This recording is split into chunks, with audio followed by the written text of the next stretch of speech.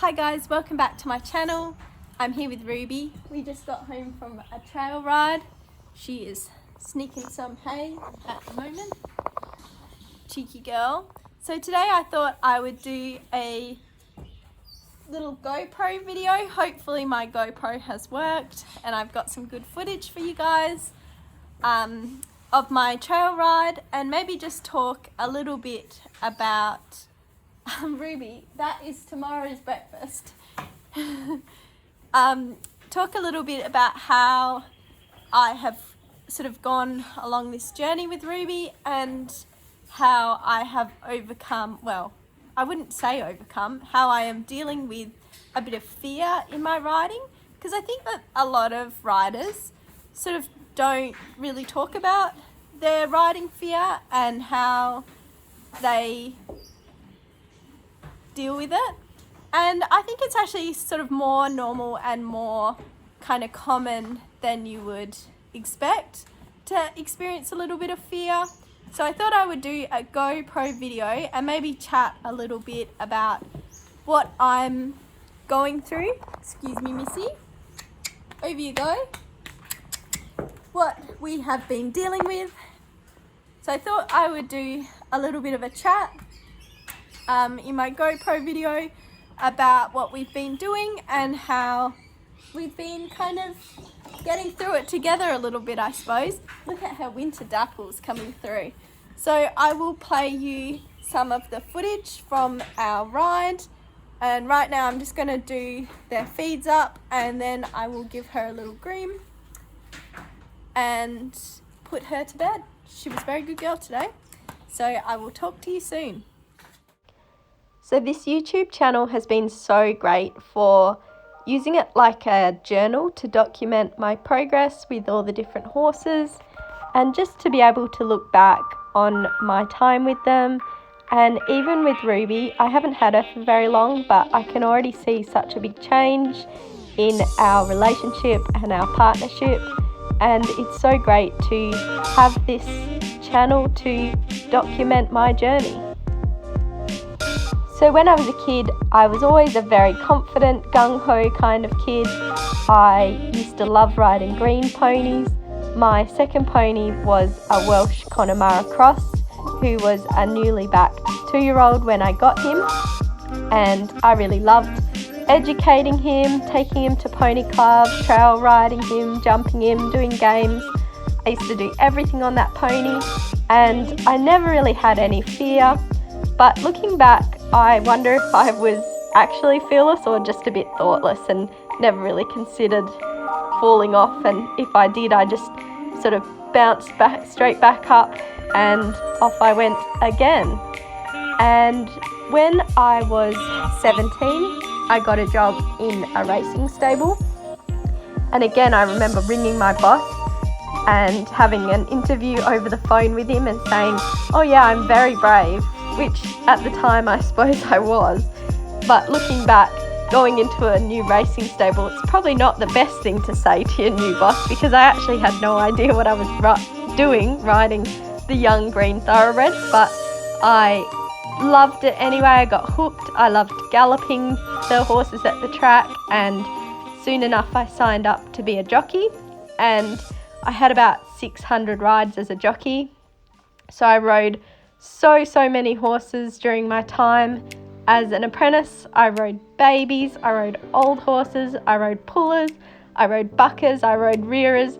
I have sat on just about every kind of horse imaginable. And I did end up having a few accidents, which is pretty normal, just from the numbers of horses that you ride. Kind of law of averages says that you will fall off occasionally, and some of those falls will be a little bit more serious than others. I have broken my pelvis, I have broken my collarbone, I have broken ribs, I have been knocked out, and sometimes it's not even the horse's fault. It's nothing you did, it's nothing they did, it's just purely an accident. So going through that experience, I suppose I'm 32 now and I have come off a few times, and when I come off now, it's not quite the same experience as when I was 18. I don't bounce quite as well. And I suppose I just think about things a little bit more now. So I wouldn't say that I am as confident a rider as I was when I was a little kid.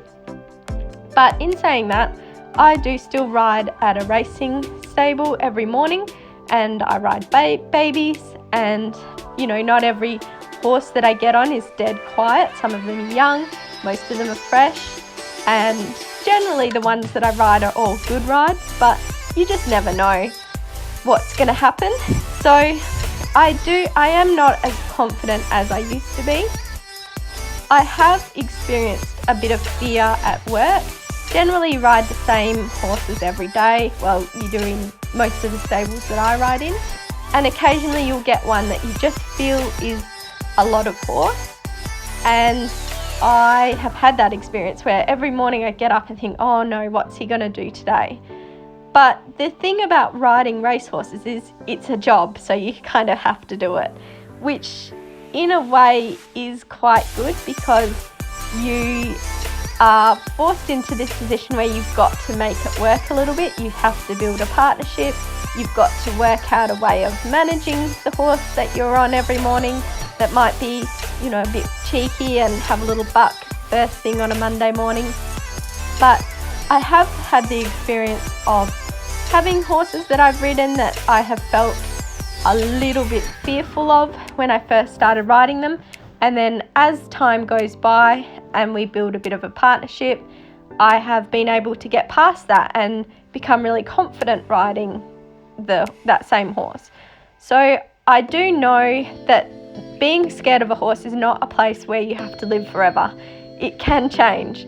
So when I got Ruby, and she's the first non-off-the-track horse that I've had since I was a kid. All my others have been kind of race horses that I've ridden and I've got to know a little bit, whereas Ruby was kind of an unknown quantity. I'd ridden her twice when I bought her, and she is also my first warm blood. So when I brought her home and she bucked me off, I really did feel quite confronted, and basically I was pretty scared of her. So I went to my friend Sam and got some help from her. Ruby did a couple of weeks at boot camp, and when she came home I have continued lessons with Sam, and I really had to skill up quite a lot to manage her because she's quite a different ride to anything that I'm used to. Warm bloods tend to be this combination of really quiet, not very forward, a bit doughy, kind of ignore you a touch, and then quite explosive when they do something. So unlike a thoroughbred that's just a bit tense all the time, warm bloods have a slightly different attitude, which I've had to really learn to manage and to ride. So I got a new horse so that I could kind of progress as a rider a bit and learn new things, learn a little bit more on the dressage side of things. And Ruby has certainly put me in a position where I've had to improve my skills. So I really am grateful for that. And I have continued my lessons and trail rides with Sam because I'm still not 100% there. I still struggle a little bit to ride her. At home, when there's no one around, I think to myself, oh no, she's had a day off, I don't want to ride her.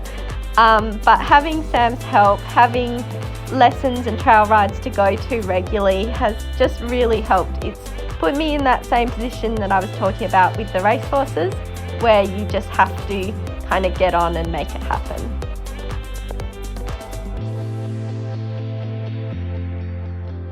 Sat right next to him. So I was like, this is a perfect opportunity. Good girl. Good girl. As you can see, it's a bit of an unknown quantity when you go on a trail ride. You don't know what you're going to have to face. And it's been so fundamental in my building of a partnership with Ruby to take her trail riding and have Sam to ride with me and help me. We stop and do a little bit of schooling occasionally. She gives me pointers. If things go really badly, I know that Sam can always get on her, which she 100% has done for me. But yeah, you know, it is an unknown quantity when you go out on a trail ride, so you do have to learn to face these little challenges as they come up, and then you get to have these nice parts of the trail where you just let your reins go and relax and enjoy riding your horse, basically, which is something that I really struggled to do with Ruby at first. I didn't really enjoy riding her.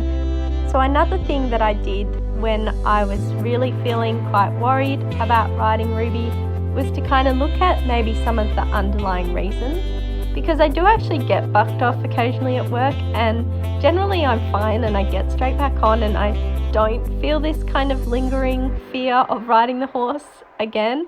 So I was a bit confused as to why that this kind of was brought out so strongly with Ruby, which, you know, I don't usually struggle with my confidence too much, but I really did with Ruby more so than any other horse. So I really looked at some of the underlying reasons why Ruby worried me so much, and I really came to the conclusion that I was putting way too much pressure on myself. Getting my first kind of fancy horse, I felt like maybe I wasn't good enough as a rider for her, and that really kind of affected me and actually made my fear so much worse. You know, I do know what it's like to fall off. I kind of fall off fairly regularly. So, you know, it didn't even make sense that that's what was kind of really worrying me was, you know, the thought of getting hurt.